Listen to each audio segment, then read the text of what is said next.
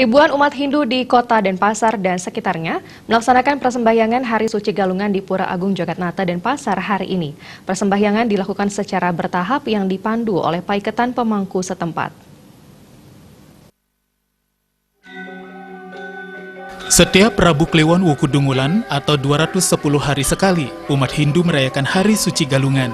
Hari suci ini dimaknai sebagai hari kemenangan Dharma atau kebenaran melawan adharma atau ketidakbenaran.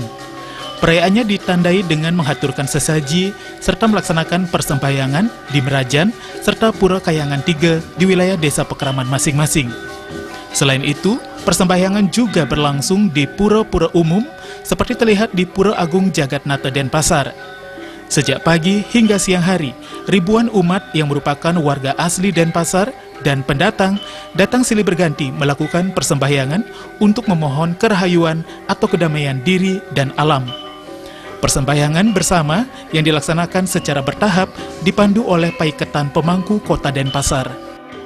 Supaya galungan itu betul-betul merupakan kemenangan Dharma, maka kita awali itu dengan melakukan penyucian terhadap alam, kemudian penyucian terhadap diri sendiri.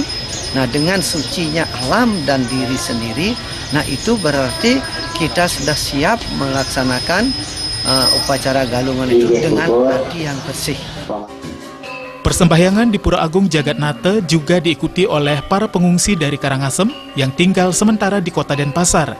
Di akhir prosesi persembahyangan, umat diberikan paice berupa benang tridatu oleh pemangku setempat. Persembahyangan juga terlihat semakin hikmat karena kebersihan area pura sangat terjaga. Hal itu berkat tingginya kesadaran umat membuang sisa sarana persembahyangan ke tempat sampah yang disediakan, serta didukung oleh petugas DKP Kota Denpasar.